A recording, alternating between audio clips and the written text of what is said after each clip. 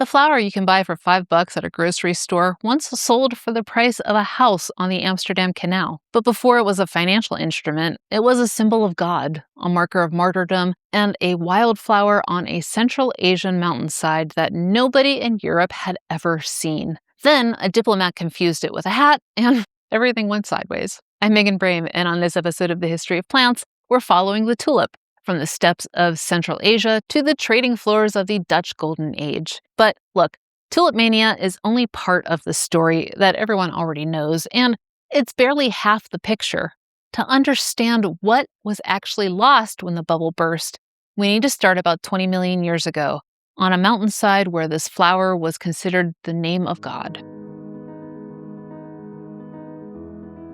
The family Liliaceae, which includes tulips, likely formed somewhere between 82 and 52 million years ago during the late Cretaceous period across the temperate regions of the Northern Hemisphere. But the genus Tulipa, as we understand it, owes its existence to a specific geological event that came much later. Around 20 million years ago, the tectonic collision that built the Pamir and Tian Shan mountain ranges across Central Asia created a climate of extremes: cold weathers, hot, dry summers, well-draining rocky soil, and a brief, critical window each spring when snowmelt saturated the ground before the heat baked it dry again. A bulb that could store enough energy underground to survive those conditions and then explode into bloom during that narrow window had a massive evolutionary advantage, and that's how we think the first tulip ancestors formed across the mountains of what is now Kazakhstan, Kyrgyzstan, Tajikistan, and Afghanistan. Depending on which taxonomist you ask, the genus contains somewhere between 75 and 150 species, and Kazakhstan alone holds dozens of them, making it a major evolutionary cradle for the entire group. But before we get into it, I just want to make clear that wild tulips look almost nothing like the ones you see at a garden center. They rise only about a few inches above the ground with small blooms in a limited palette of reds, yellows, and oranges. So keep that in mind when we start talking about the artwork we found, because you may need to expand your idea of what a tulip can look like. Since tulips have primarily been valued throughout human history for ornamental and spiritual purposes rather than food or medicine, the archaeological record is spottier than that of crops like wheat or rice. We don't know exactly when humans first noticed them, but tulip motifs appear on pottery, architectural tiles, jewelry, and textiles from Central Asian sites dating to the 10th and 11th centuries CE. And that's where our written story begins. These weren't cultivated garden flowers yet, though. They were wild spring blooms that marked the end of brutal winters, and the nomadic and pastoralist groups who lived in those mountains found them significant enough to pay attention to them. Formal cultivation likely begins in Persia, modern-day Iran, where garden culture was extraordinarily sophisticated. These were the people who invented the concept of the paradise garden, paridesa, geometric layouts with advanced irrigation designed to represent heaven on earth.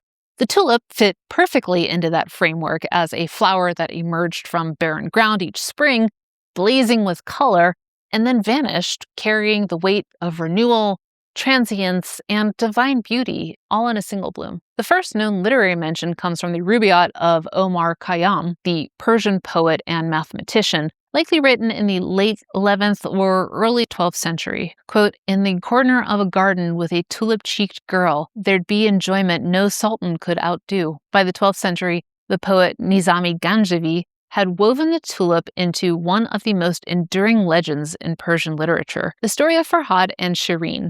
Farhad, desperately in love with the maiden Shireen, received the false news that she had been killed.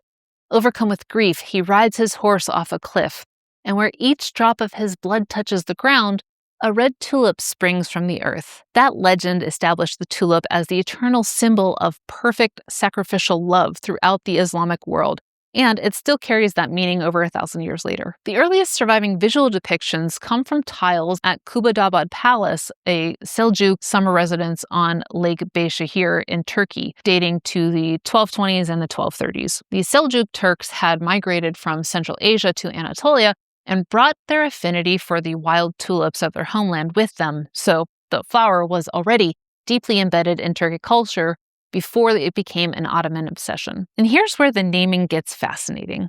In Persian, the tulip is lale, derived from lal, meaning red. In Turkish, it's lale, borrowed from the Persian.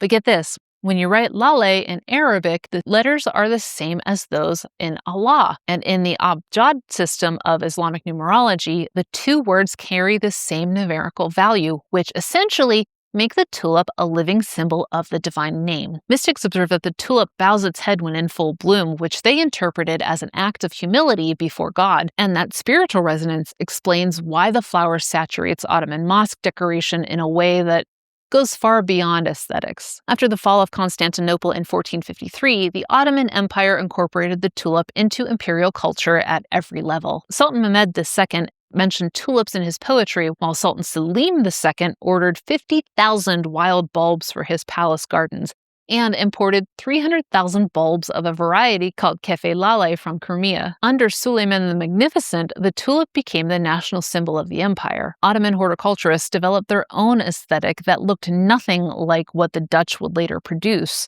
The ideal Istanbul tulip had long, slender, needle-like petals forming an almond-shaped bloom, elegant and architectural and intentionally different from the round, cup-shaped forms the West would come to prefer.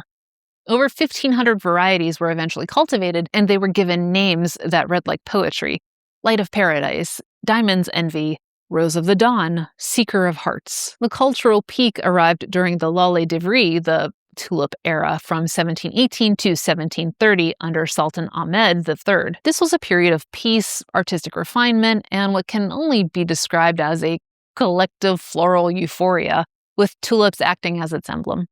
Nocturnal tulip festivals were illuminated by candles and, I am not making this up, tortoises carrying tiny lanterns on their shells as they wandered through the garden beds. The tulip also served as a sacred talisman. Ottoman princes wore garments embroidered with tulips under their armor, believing the flower offered like a supernatural protection in battle. A battle shirt belonging to Prince Bayezid, now in Istanbul's Museum of Turkish and Decorative Arts, bears Quranic verses on the front and embroidered tulips on the back. And in Rustem Pasha Mosque in Istanbul, over 50 different tulip designs cover the interior tile work, transforming the entire space into a symbolic garden of paradise. This is the history that gets erased when the only thing people know about tulips is the Dutch went crazy and lost their money. For centuries before a single bulb reached Europe, the tulip was the flower of God, as a symbol of martyrdom, and a marker of spring on the steppe.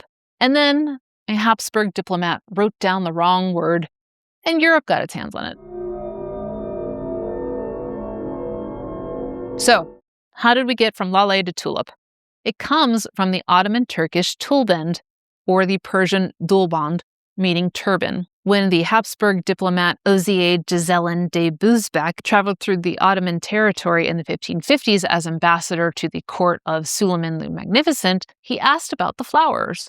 His translator, apparently gesturing at the shape, compared them to a turban, and Bousbecq wrote that down. That mistranslation was Latinized as tulipa, and eventually became tulip. Bousbecq reportedly sent bulbs back to Vienna, and in 1559, the botanist Karl Gessner became the first person to formally describe tulips for a Western scientific audience. From there, we go to 1573, when the botanist Carolus Clusius planted them at the Vienna Imperial Botanical Gardens, and later at Leiden's Hortus Botanicus in 1593, marking the moment the tulip officially entered the Netherlands. But the Dutch weren't actually the first Europeans to lose their mind over tulips. The French got there first. More than 20 years before Tulip Mania gripped Holland, France was already deep in a tulip obsession. The botanist Pierre Bellon had been collecting specimens, while the scholar Charles de la Chesnay-Montzeroul spent years carefully classifying tulips by bloom type and describing hundreds of varieties. A breeding industry actually grew around French nurserymen and florists, and the folklore around tulips spread like a fever. There are stories like the one about a miller who reportedly exchanged his entire mill, his livelihood, for a single tulip bulb. Or there's also one about a groom who accepted a striking double red and white striped tulip in place of any other dowry, a variety that was later named Mariage de ma fille, my daughter's wedding. Noblewomen pinned tulip blooms to their dresses when appearing at court, treating them as jewelry. This was a full-blown cultural infatuation, and it was already burning through France before the Dutch ever entered the picture. When the tulip did take hold in the Netherlands, though, the scale of what happened was unlike anything the world had seen before.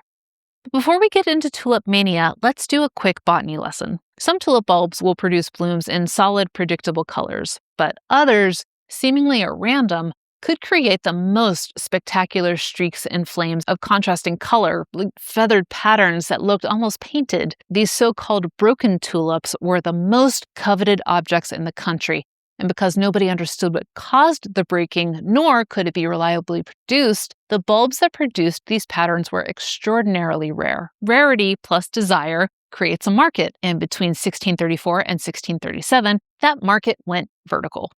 The most legendary variety was Semper Augustus, a white tulip streaked with vivid red flames.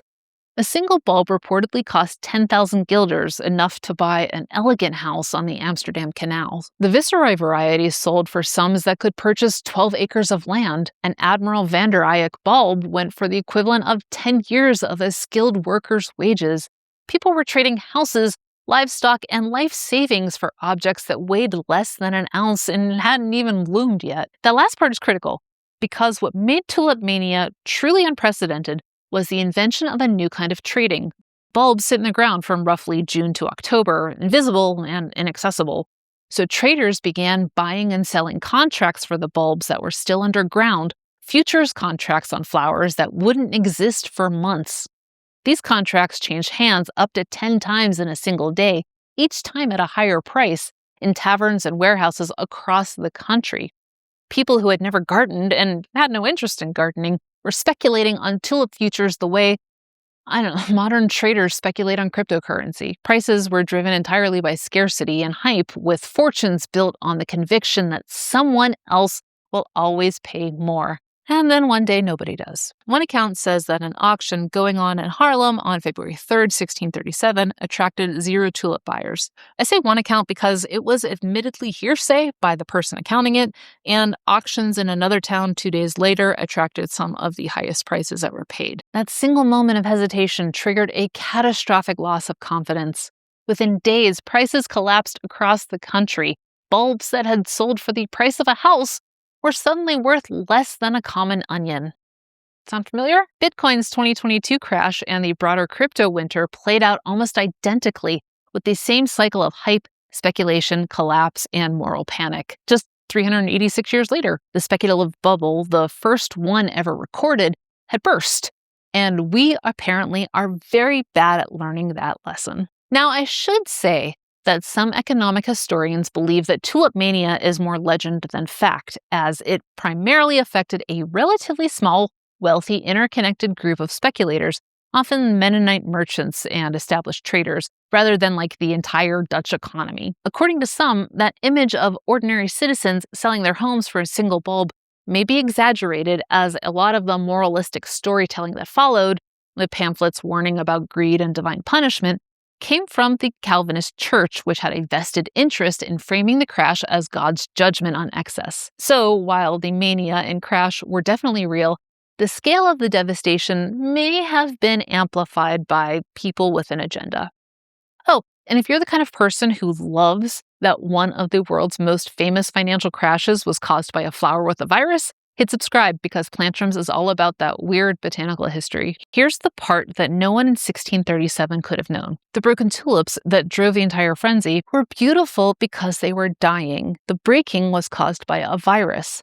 And the chemistry of that virus, along with the chemistry hiding in every tulip bulb, is where the story goes next. Every tulip bulb is a chemical arsenal. The plant's primary defense compounds are called tulipicides, which are glucose-based molecules stored in the sap and concentrated heavily in the outer layers of the bulb. In their stored form, they're inactive. But the moment the plant is damaged, whether by like a soil fungus trying to break in or an herbivore taking a bite, the specialized group of enzymes called tulipicide-converting enzymes kicks in, transforming those tulipicides into tulipolins. What makes this system so cool is that it's a two-part defense system with complementary targets. Tulipolin A is a potent antifungal agent, while tulipolin B is primarily antibacterial. Together, they give the tulip broad-spectrum chemical protection against the two major categories of microbial threat it faces underground.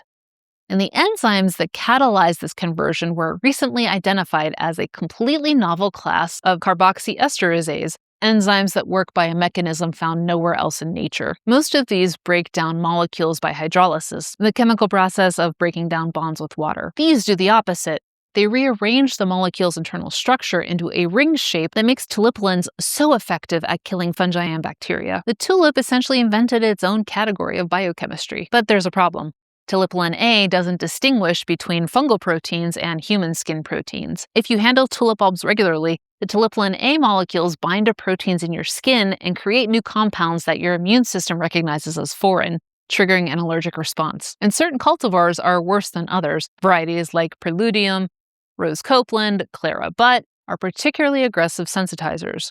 The result is an occupational condition called tulip fingers, creating fissured, cracked fingertips, brittle nails, redness, and in some severe cases, a persistent eczema that can take weeks to clear. It's been recognized as a hazard in the Dutch bulb industry for centuries, and research has shown that some gloves made with latex or vinyl can't stop the compound from penetrating the skin. Nitrile gloves seem to work, for the record, but researchers are finding the same compounds that make this plant dangerous also make it medically interesting. A compound called 6-tulipicide B, found specifically in tulip anthers, the part where the pollen is stored, has been shown to target a bacterial enzyme called murare, which is essential for building bacterial cell walls and is the same mechanism used by some antibiotics, which means the tulip independently evolved a compound that works on the same principle modern pharmacology uses to kill bacteria. Researchers have taken this further, testing anthocyanin-based extracts from tulip flowers against real pathogens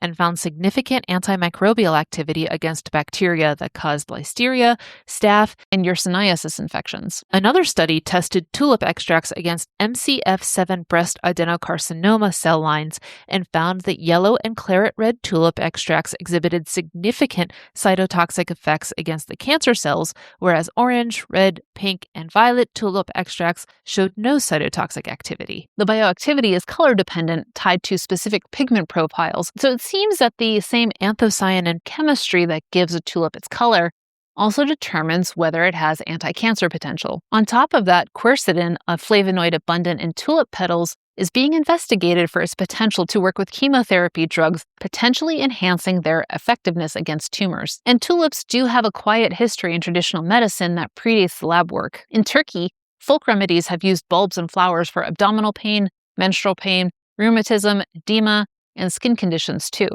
In traditional Chinese medicine, bulbs from Tulipa edulis are used to treat sore throats, congestion, and ulcers. Tulip petals have been applied as poultices for insect bites and bee stings across multiple folk traditions. None of this ever scaled into major medicinal systems the way that we've seen with other plants on this channel, but the laboratory validation of compounds like 6-tulipicide B suggests that these folk practitioners were, as usual, onto something centuries before science caught up. Now let's talk about the virus that caused tulip mania. As I said, tulip petal colors are produced by anthocyanins, water-soluble pigments stored in the vacuoles of the epidermal cells. Red and purple tulips owe their specific color to anthocyanin profiles built on compounds like cyanidin, pelargonidin, and delphinidin. Yellow and orange tulips get their color from carotenoids, a completely different class of pigments. White tulips simply lack anthocyanins altogether. The specific ratio and combination of these pigments give each cultivar its distinctive color, and the genetic instructions for producing them are, under normal circumstances, stable and predictable, unless a virus gets involved. The broken tulip varieties that drove the speculation of the 1630s were all infected with a pathogen now called the tulip-breaking virus, or TBV, a potyvirus transmitted by aphids. It infiltrates the petal cells and suppresses the genes responsible for the anthocyanin production, but not uniformly. The result is a petal where patches of full color sit next to patches of white or pale yellow, creating those spectacular streaks and flames that drove 17th century collectors wild. For nearly 350 years, nobody could explain the mathematical precision of those patterns. Then, in January 2025, researchers published the first mathematical model explaining how the virus creates them. The answer involves something called Turing instability, and it's the same mathematical framework used to model how zebras get their stripes or how seashell patterns form. The interaction between viral reproduction and pigment suppression produces stripes through a self-organizing system that balances activation and inhibition across the petal surface. The virus is essentially an artist working in negative space, creating beauty by selectively destroying color. But the virus that made the tulips beautiful also made them weak. Infected bulbs produced fewer and smaller offsets, reproduced less often, and were generally less vigorous. The very thing that created the patterns ensured that the patterned bulbs would always be scarce. The Dutch were trading fortunes for dying flowers, but they had no idea. Now, there's one more chapter in tulip chemistry that has nothing to do with beauty or medicine, and everything to do with survival. During the winter of 1944 to 1945, the Nazi occupation of the Western Netherlands created a famine that killed an estimated 20,000 people. The period is known as Hungerwinter, the Hunger Winter, and as food supplies collapsed entirely, the Dutch government published official guides on how to prepare tulip bulbs as emergency food. The taste was reportedly awful, bland, and sometimes nauseating from the residual tulipolin compounds, but the starch in the bulbs provided survival calories for thousands of people who had nothing else. The flower that had once crashed the Dutch economy suddenly helped save Dutch lives during the worst famine in the country's history. That resilience, the tulip's ability to show up in different roles across different centuries, is the thread that runs through everything we've covered. Today, the Netherlands produces roughly 60% of the world's tulip supply across 60,000 acres of dedicated land. The Bollenstreek region in South Holland is at the heart of it, and at the center of that region sits Keukenhof Gardens, a spring garden that welcomes about 1.5 million visitors during its 8-week annual season. The Hortus bulbarum in Limmen maintains a historic collection of 3,500 tulip varieties, including one simply called red and yellow, that dates to 1595, making it the oldest cultivated tulip in the Dutch collection, grown continuously for over 400 years. But Turkey has spent the last 2 decades reasserting its historical relationship with the tulip. It's in the logo of Turkish Airlines, and in 2005, the lale became the official symbol of Istanbul. Istanbul also hosts an annual tulip festival every April, planting around 30 million bulbs across the city's parks and public spaces. In Iran, the tulip carries even heavier weight thanks to the belief predating Islam that a red tulip grows on the grave of every young soldier who dies patriotically, making the flower the national symbol for revolutionary martyrs. After the 1979 revolution, the red tulip became the national emblem for the Islamic Republic. The emblem on the Iranian flag is a stylized tulip-shaped rendering of the word Allah. The tomb of Ayatollah Ruhollah Khomeini is decorated with 72 stained glass tulips, each representing one of the 72 martyrs of the Battle of Karbala. It's also appeared on billboards, banknotes, and official imagery throughout the country. And it resurfaced again in 2009 as a symbol of the Green Movement protests. Across Iran, Afghanistan, and the broader Persian cultural world, tulips remain central to Nowruz celebrations each spring, purchased for the Hafsin table and given as gifts to mark the new year. In Kashmir, the Srinagar Tulip Festival is the largest tulip festival in Asia, while in Kazakhstan and Kyrgyzstan, wild tulip blooms still draw crowds to the steppe every spring, the same flowers their ancestors painted on pottery 1,000 years ago. Of course, there's also Western artistic tradition worth mentioning here because it represents an almost perfect inversion of the Eastern one. During the Dutch Golden Age, tulips became recurring motifs in vanitas still life paintings, compositions designed as a way to meditate on the transience of earthly wealth and the inevitability of death. A tulip in full bloom, painted beside a skull or a pocket watch, was a reminder that beauty fades, money disappears, and everyone dies. The Ottomans looked at the tulip and saw paradise and eternity, while the Dutch looked at the same flower and saw a warning about the futility of material attachment. Now, there's a conservation story here that doesn't get nearly enough attention. While the cultivated tulip industry is thriving, the wild species that gave rise to all of this are in trouble. Kazakhstan's 41 native tulips, which include 13 species found nowhere else on Earth, are threatened by habitat loss, overgrazing, illegal bulb collection, and climate change. The Fergana Valley and the Gisaro Alai open woodlands have been identified as critical hotspots for wild tulip diversity, and both are under pressure. Unusually hot springs are shifting bloom periods and stressing the reproductive cycles of high-altitude species that evolved to exploit a very specific snowmelt window, the same window that created the genus 20 million years ago. If that window closes, the wild ancestors of every tulip you've ever seen could disappear from the mountains where they first evolved. The tulip has been a mirror for every culture that has touched it. The Persians looked at it and saw God. The Ottomans looked at it and saw paradise. The Dutch looked at it and saw money and vanity. The Iranians looked at it and saw martyrdom. And modern science looked at it, saw a virus and a potential cancer treatment. Every one of them was looking at the same flower and seeing exactly what they needed to see. I'm Megan Brame. Thank you for joining me on another episode of The History of Plants. If you want to keep the conversation going and help shape which plants I cover next, join me on Patreon for commentary episodes, bonus content, and a direct line to keeping this whole weird operation alive. But if you're ready for another deep dive, check out my episode on the orchid, the flower that drove Victorian collectors to murder and madness in the jungles of South America. Until next time, greenies, stay curious and don't forget to flourish.